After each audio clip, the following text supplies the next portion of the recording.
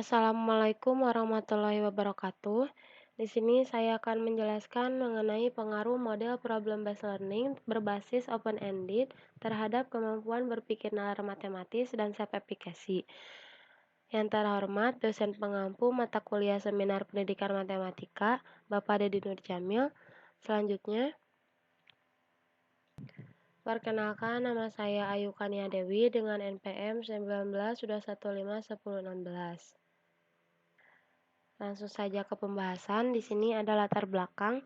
Secara etimologi, pendidikan atau pedagogi berasal dari bahasa Yunani yang terdiri dari kata pais yang berarti anak dan again yang berarti pembimbing. Jadi secara etimologi, pedagogi yaitu bimbingan yang diberikan pada anak.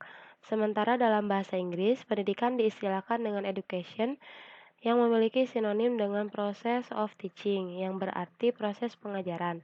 Undang-Undang Republik Indonesia Nomor 20 Tahun 2003 tentang Sistem Pendidikan Nasional menyatakan bahwa pendidikan adalah usaha sadar dan terencana untuk mewujudkan suasana belajar dan proses pembelajaran agar peserta didik secara aktif mengembangkan potensi dirinya untuk memiliki kekuatan spiritual, keagamaan, pengendalian, dan kepribadian, kecerdasan, serta akhlak mulia maupun keterampilan yang diperlukan dirinya, masyarakat, bangsa, dan negara. Menurut Rahayu tahun 2007, hakikat pembelajaran matematika adalah proses yang sengaja dirancang dengan tujuan untuk menciptakan suasana lingkungan yang memungkinkan seseorang melaksanakan kegiatan belajar matematika. Kemudian, definisi operasional. Yang pertama, problem-based learning menurut Tan tahun 2003 menguraikan bahwa problem-based learning merupakan suatu pembelajaran yang mana penerapannya bukan sekadar memasukkan masalah dalam kelas, namun juga dalam kegiatannya memberi kesempatan pada peserta didik untuk aktif membentuk pengetahuan lewat interaksi serta penyelidikan dengan kolaborasi. Lalu yang kedua, open-ended. Model open-ended adalah pembelajaran yang menyajikan suatu permasalahan yang memiliki metode atau penyelesaian yang benar lebih dari satu. Menurut Suherman tahun 2003, problem yang diformulasikan memiliki multi jawaban yang benar. Disebut problem tak lengkap atau disebut juga open-ended problem atau soal terbuka. Lalu yang ketiga, kemampuan berpikir nalar matematis. Menurut Turmudi dalam Sumartini tahun 2015 mengatakan bahwa kemampuan penalaran matematis merupakan suatu kebiasaan otak seperti halnya kebiasaan yang lain yang harus dikembangkan secara konsisten menggunakan berbagai macam konteks. Mengenal penalaran dan pembuktian merupakan aspek-aspek fundamental dalam matematika. Lalu yang keempat, self-efficacy.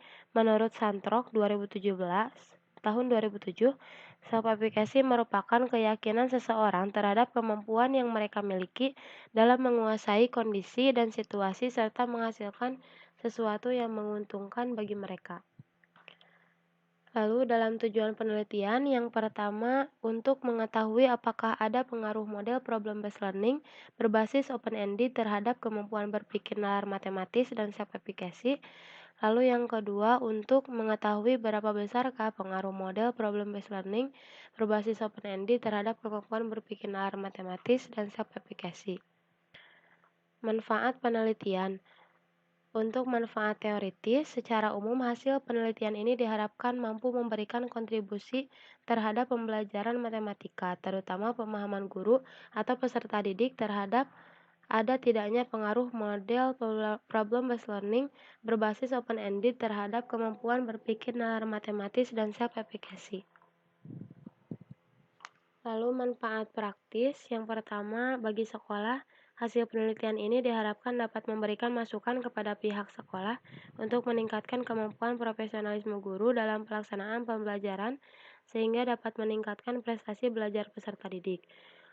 Lalu yang kedua, manfaat bagi guru.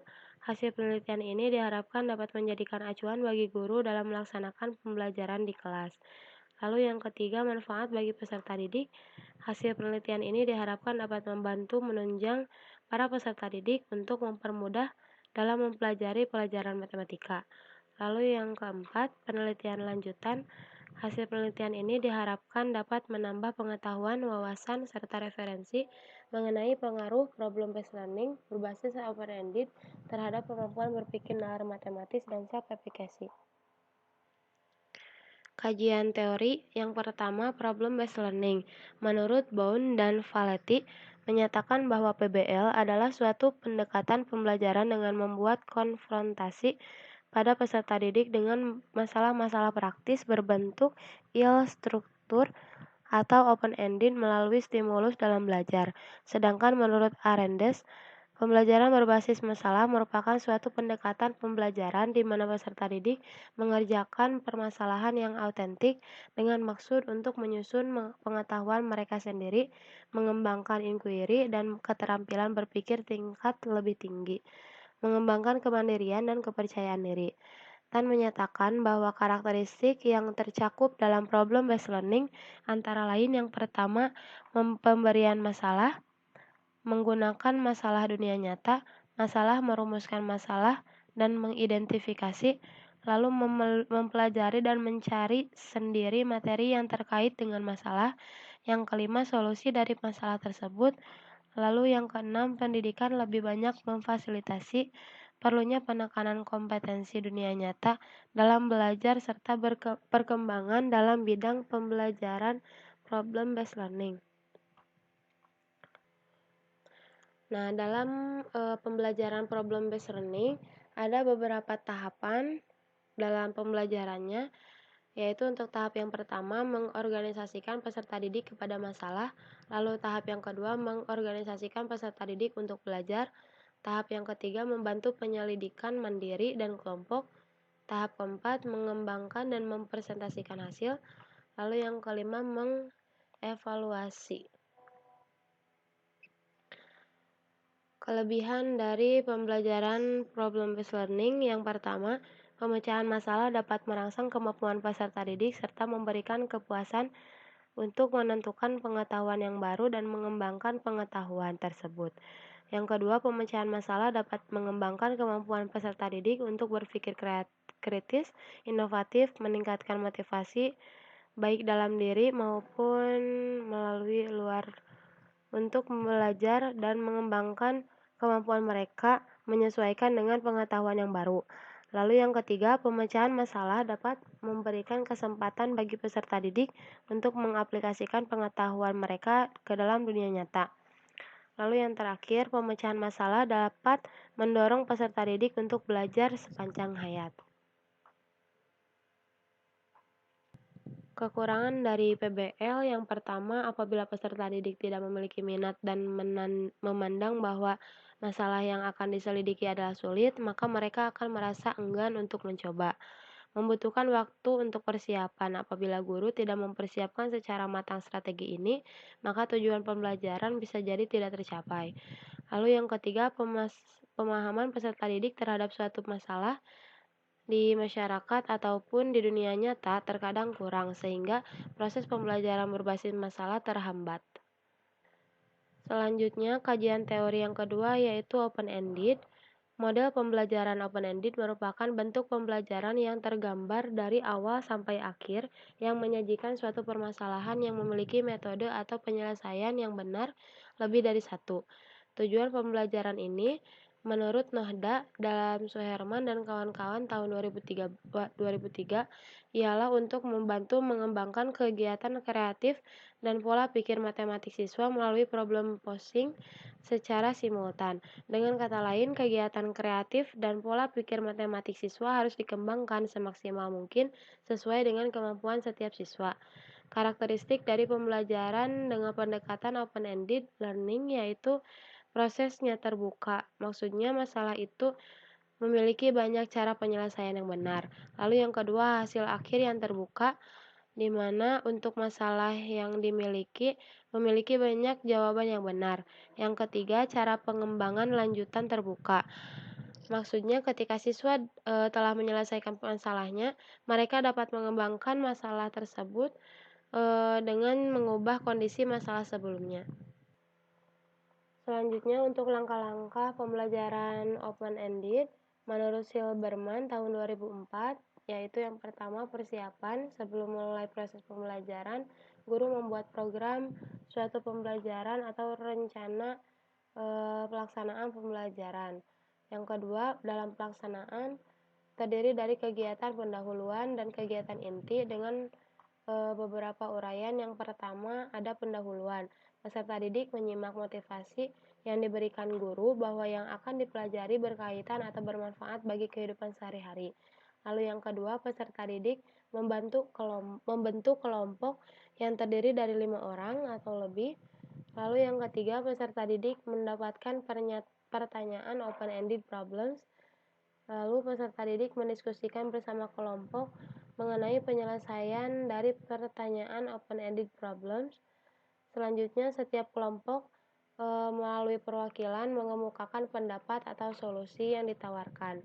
Lalu yang selanjutnya, peserta didik atau kelompok kemudian menganalisis jawaban-jawaban yang telah dikemukakan, mana yang benar dan mana yang lebih efektif.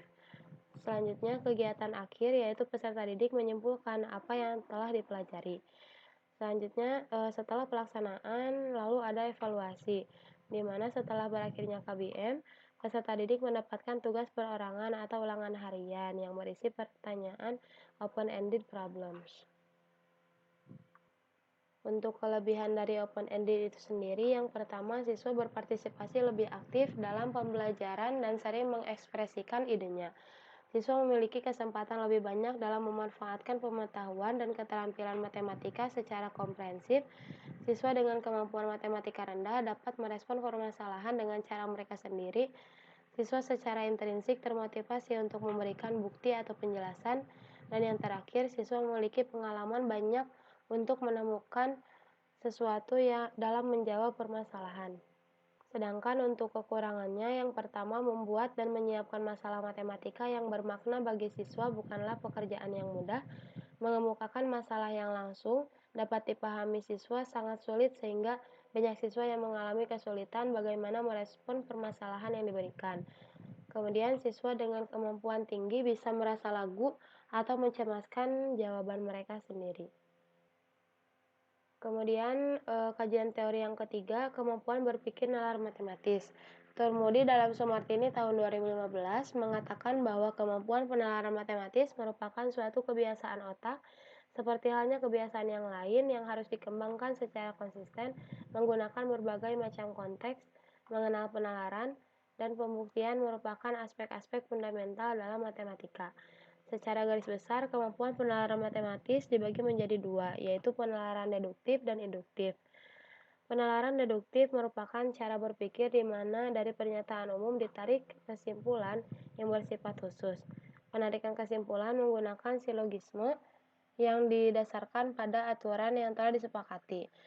Sedangkan penalaran induktif adalah merupakan cara berpikir di mana ditariknya suatu kesimpulan yang bersifat umum dari berbagai kasus yang bersifat individual. Indikator penalaran deduktif menurut Sujadi, yang pertama, menyusun bukti terhadap kebenaran solusi, mampu memeriksa kesahihan suatu argumen, mampu menarik kesimpulan dari pernyataan matematika dalam soal matematika. Sedangkan untuk indikator penalaran induktif menurut Aji dan Rostika, yang pertama, mampu mengajukan dugaan, mampu melakukan manipulasi matematika, dan yang terakhir, mampu menemukan sifat atau pola untuk menganalisis suatu situasi matematika. Manfaat berpikir nalar matematis, yang pertama, kemampuan penalaran menjadi salah satu tujuan dalam pembelajaran matematika di sekolah, yaitu melatih cara berpikir dan bernalar dalam menarik kesimpulan, mengembangkan kemampuan pemecahan masalah, serta mengembangkan kemampuan penyampaian informasi atau mengkomunikasikan ide-ide melalui lisan, tulisan, gambar grafik, peta diagram, dan lain sebagainya. Lalu yang kedua, secara rinci diuraikan dalam KTSP, peserta didik harus memiliki kemampuan menggunakan penalaran pada pola atau sifat, melakukan manipulasi matematika dalam membuat generalisasi, menyusun bukti, atau menjelaskan gagasan dari dan pernyataan pertanyaan matematika. Lalu yang ketiga, dengan berpikir nalar matematis, seseorang akan membangun kepercayaan tanpa kecemasan untuk menyelesaikan masalah, dengan munculnya pertanyaan-pertanyaan tentang masalah yang sedang dikaji. Kemudian di sini ada contoh soal kemampuan penalaran matematis dalam memecahkan masalah trigonometri yang mengukur indikator kemampuan penalaran deduktif. Tadi yang pertama itu menyusun bukti terhadap kebenaran solusi, di mana di sini ada diketahui bahwa aturan sinus seperti di bawah. Melalui beberapa pembuktian didapatkanlah atau diperoleh dari persamaan 1 dan 2, hubungan antara A per sin A sama dengan B per sin B sama dengan C per sin C itu sama dengan benar. Lalu mampu memeriksa kesohihan suatu argumen. Di sini ada contoh soal jika luas segitiga yaitu 6/6, maka panjang sisi A yaitu 5 cm, sisi B 6 cm, dan sisi C 7 cm. Kebenaran atau kesohihannya itu pernyataan matematika di atas apakah sahih atau tidak. Melalui penyelesaian didapatlah bahwa luas segitiga ABC adalah 6/6, maka pernyataan matematika di atas dinyatakan benar. Kemudian mampu menarik kesimpulan dari pernyataan matematika dalam soal matematika. Ada contoh soal, Pak Badu mempunyai permukaan sebidang tanah berbentuk segitiga dengan masing-masing panjang sisinya 13 meter, 20 meter, 23 meter. Karena saudaranya ingin membuat rumah dan membutuhkan sebidang tanah, Pak Badu menjual tanah tersebut seharga 500.000 per meter.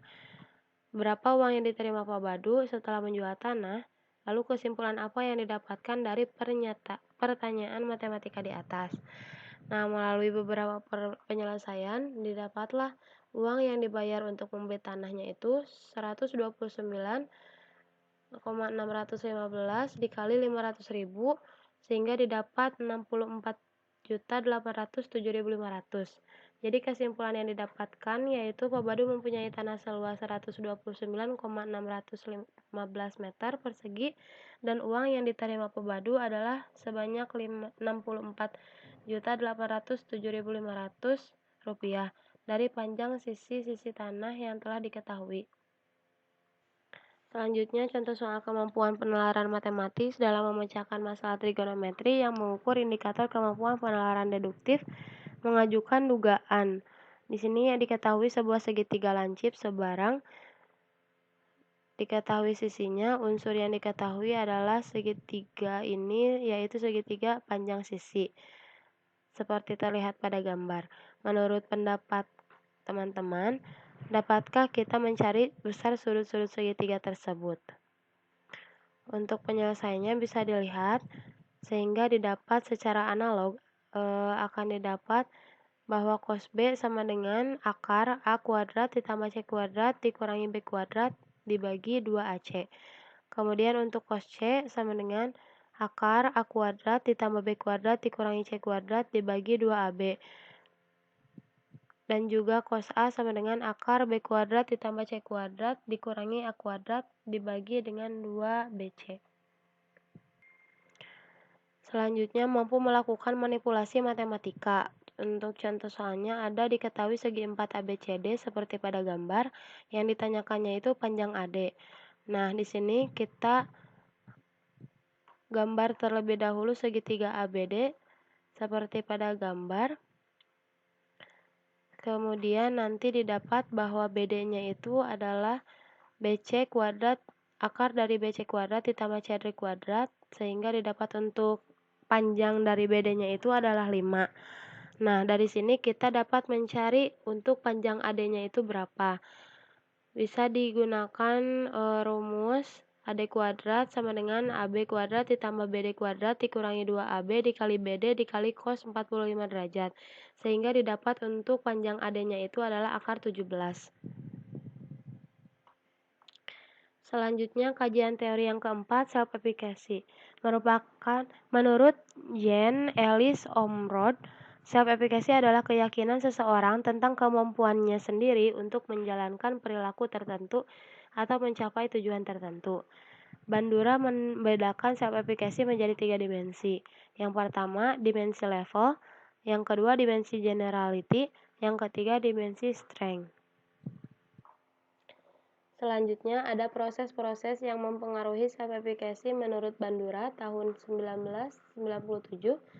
Proses psikologis dalam self-efficacy yang turut berperan dalam diri manusia ada 4, yaitu proses kognitif, motivasi, afektif, dan seleksi.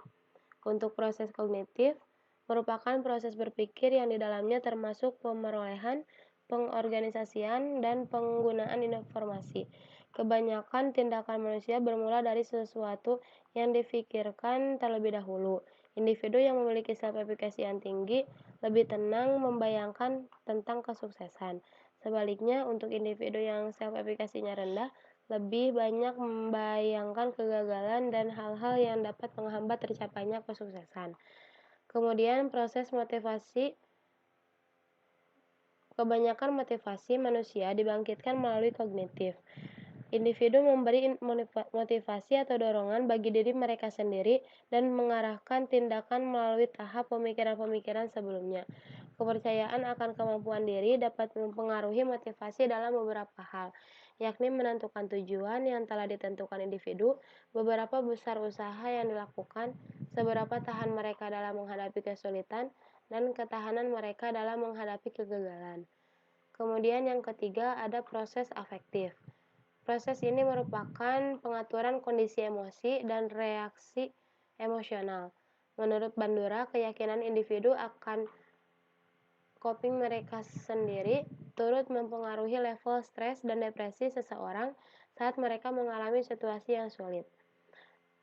Kemudian yang keempat ada proses seleksi. Kemampuan individu untuk memilih aktivitas dan situasi tertentu turut mempengaruhi efek dari suatu kejadian. Individu cenderung menghindari aktivitas dan situasi yang di luar batas kemampuan mereka. Bila individu merasa yakin bahwa mereka mampu menangani suatu situasi tertentu, maka mereka cenderung tidak menghindari situasi tersebut. Dengan adanya pilihan yang dibuat, individu kemudian dapat meningkatkan kemampuan minat dan hubungan sosial mereka.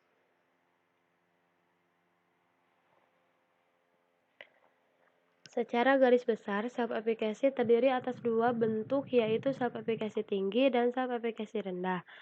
Self-efficacy tinggi dalam mengerjakan sesuatu hal atau tugas, individu yang memiliki self-efficacy yang tinggi akan cenderung memilih terlibat langsung. Individu yang memiliki self-efficacy yang tinggi cenderung mengerjakan tugas tertentu sekalipun tugas tersebut adalah tugas yang sulit. Individu yang memiliki self-efficacy tinggi memiliki ciri-ciri sebagai berikut. Yang pertama, mampu menangani masalah yang mereka hadapi secara efektif, yakin terhadap kesuksesan dalam menghadapi masalah atau rintangan. Masalah dipandang sebagai suatu tantangan yang harus dihadapi. Gigih dalam usahanya menyelesaikan masalah, percaya pada kemampuan yang dimiliki, cepat bangkit dari kegagalan yang dihadapi, dan yang terakhir suka mencari situasi yang baru atau pengalaman baru. Kedua, self-efficacy rendah. Individu yang ragu akan kemampuan mereka akan menjauhi tugas-tugas yang sulit karena tugas tersebut dipandang sebagai ancaman bagi mereka. Individu yang seperti ini memiliki aspirasi yang rendah serta komitmen yang rendah dalam mencapai tujuan yang mereka pilih atau mereka tetapkan. Ketika menghadapi tugas-tugas yang sulit, mereka sibuk memikirkan kekurangan-kekurangan diri mereka, gangguan-gangguan yang mereka hadapi, dan semua hasil yang dapat merugikan mereka.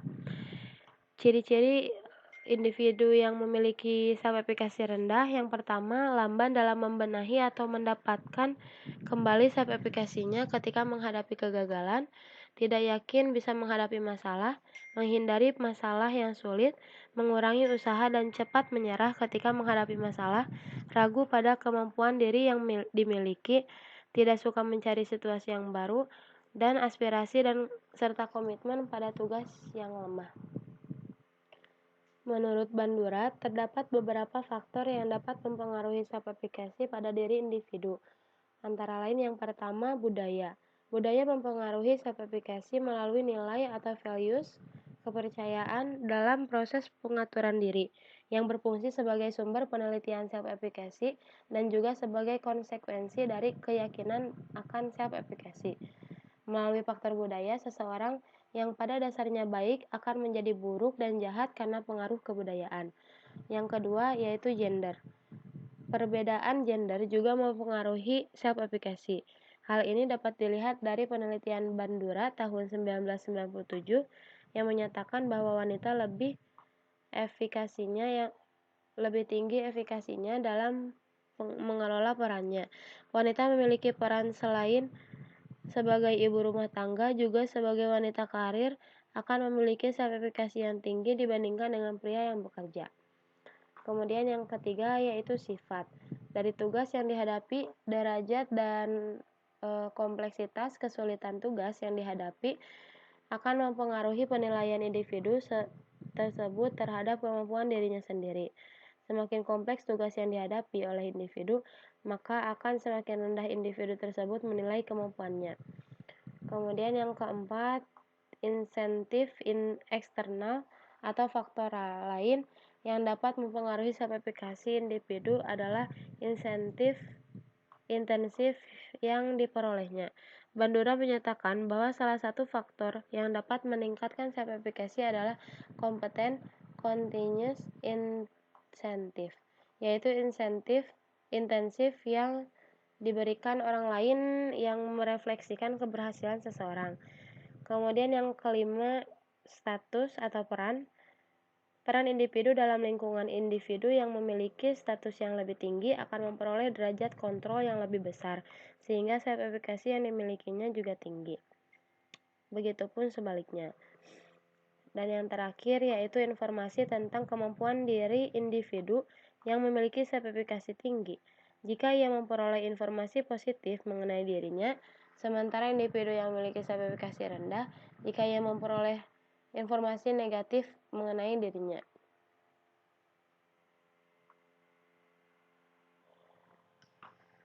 Salah satu contoh self-efikasi bisa kita lihat pada seorang entrepreneur, di mana mereka seringkali membuat penilaian diri terhadap suatu hal yang tidak tentu. Oleh karena itu, saat membuat suatu keputusan atau sebuah pertanyaan tentang pengelolaan sumber daya yang dimiliki, mereka perlu memiliki kepercayaan diri yang tinggi, sehingga saat orang lain mengetahui tentang kemampuan mereka dalam mengerjakan atau menyelesaikan suatu tugas, mereka bisa dikatakan sebagai individu yang memiliki self-efikasi yang tinggi. Hal itu bisa terjadi jika mereka tahu kekurangan dan kelebihannya dalam menyelesaikan tugas-tugas yang ada. Seseorang bisa dianggap memiliki self-efikasi yang tinggi, tidak hanya diukur dari tingkat percaya diri mereka saja, namun tentang mawas diri yang mereka miliki. Selain itu, mereka juga akan merencanakan suatu tindakan dan bisa menutupi kekurangan mereka, supaya mereka bisa memperoleh target yang telah ditentukan. Kemudian di sini terdapat kerangka berpikir, bisa dilihat ya teman-teman pada layar. Selanjutnya yaitu metodologi. Yang pertama adalah metode penelitian. Metode penelitian pada dasarnya merupakan cara ilmiah untuk mendapatkan data dengan tujuan dan kegunaan tertentu. Maksud dari cara ilmiah ini adalah bahwa kegiatan penelitian berdasarkan pada ciri-ciri keilmuan, yakni rasional, sistematis, dan empiris. Metode penelitian menurut Muhammad Nasir adalah metode atau hal yang penting bagi seorang peneliti untuk mencapai sebuah tujuan serta dapat menemukan jawaban dari permasalahan yang diajukan. Penelitian ini menggunakan metode kuantitatif. Penelitian kuantitatif adalah metode penelitian yang berdasarkan pada sifat positivisme, digunakan untuk meneliti populasi atau sampel tertentu. Pengumpulan data menggunakan instrumen penelitian. Analisis data bersifat kuantitatif atau statistik dengan tujuan menguji hipotesis yang telah ditetapkan. Kemudian yang kedua, variabel penelitian. Menurut hubungan antara satu variabel dengan variabel yang lain, maka macam-macam variabel dalam penelitian ini dapat dibedakan menjadi yang pertama adalah variabel bebas atau independen, di mana merupakan variabel yang mempengaruhi atau yang menjadi sebab perubahannya variabel terikat. Lalu yang kedua, variabel terikat atau dependen, yaitu variabel yang dipengaruhi atau terjadi akibat adanya variabel bebas. Variabel terikat dalam penelitian ini adalah kemampuan berpikir nalar matematis dan self-efikasi. Kemudian yang ketiga, populasi dan sampel. Untuk populasi, dalam suatu penelitian terdapat objek yang diteliti untuk diperoleh data yang dibutuhkan. Objek tersebut adalah populasi, yaitu seluruh elemen yang menjadi objek penelitian tanpa terkecuali. Berdasarkan penjelasan di atas, maka populasi adalah seluruh objek yang diselidiki dalam penelitian. Populasi dalam penelitian ini adalah seluruh siswa kelas 10 SMA Negeri 8 Kota Tasikmalaya yang terdaftar pada tahun ajaran 2021-2022 sebanyak 230 orang. Untuk sampel merupakan bagian atau yang disebut wakil dari populasi. Teknik pengambilan sampel dalam penelitian ini dilakukan secara proporsional random sampling sebanyak 65% dari tiap-tiap kelas. Dengan mengambil 65%, maka jumlah sampel dalam penelitian ini adalah 132 orang siswa. Kemudian yang keempat, desain penelitian. Menurut Sitoyo dan Sodik tahun 2015, desain penelitian adalah semua proses yang diperlukan dalam perencanaan dan pelaksanaan penelitian. Desain yang digunakan dalam penelitian ini adalah cross-sectional survey. Cross-sectional adalah suatu penelitian untuk mempelajari korelasi antara faktor-faktor resiko dengan cara pendekatan atau pengumpulan data sekaligus pada satu saat tertentu saja. Dalam hal ini, peneliti mengidentifikasi pengaruh model problem-based learning berbasis open-ended terhadap kemampuan berpikir nalar matematis dan self-efficacy. Kemudian yang kelima, teknik pengumpulan data. Dalam penelitian ini, teknik pengumpulan data yang digunakan yaitu metode angket. Angket adalah teknik pengumpulan data melalui formulir-formulir yang berisi pertanyaan-pertanyaan yang diajukan secara tertulis pada seseorang atau sekumpulan orang untuk mendapatkan jawaban atau tanggapan dan informasi yang diperlukan. Kemudian yang kedua, metode tes. Tes adalah serentetan pertanyaan atau latihan serta alat lain yang digunakan untuk mengukur keterampilan, pengetahuan intelijensi, dan kemampuan atau bakat yang dimiliki oleh individu atau kelompok. Tes yang digunakan dalam penelitian ini adalah tes kemampuan berpikir nalar matematis siswa pada materi trigonometri. Kemudian yang keenam, ada instrumen penelitian. Indikator penalaran deduktif. Yang pertama yaitu menyusun bukti terhadap kebenaran solusi, mampu memeriksa kesahihan argumen, dan mampu menarik kesimpulan dari pernyataan matematika. Indikator penalaran induktif. Yang pertama mampu mengajukan dugaan, mampu melakukan manipulasi matematika, dan mampu menemukan sifat atau pola untuk menganalisis suatu situasi matematika. Kemudian yang ketujuh ada teknis analisis data. Analisis data bertujuan untuk memperoleh makna dari data yang sudah terkumpul. Analisis yang dilakukan adalah angket gaya belajar siswa dan tes kemampuan penalaran matematis. Penelitian ini menggunakan beberapa pengujian data. Yang pertama ada uji coba instrumen yaitu uji validitas. Kemudian ada uji reliabilitas. Lalu ada uji prasyarat analisis mencakup uji normalitas, uji keberartian regresi,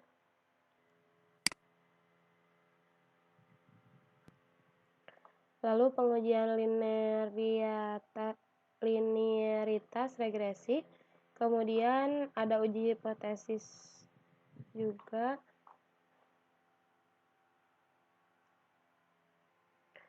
yang dimana setelah pengujian terhadap data-data selesai dilakukan, maka langkah selanjutnya adalah penyajian data atau menyajikan data, yaitu menuliskan kumpulan-kumpulan data yang terorganisasi dan terkategori sehingga memungkinkan untuk menarik kesimpulan dari data tersebut.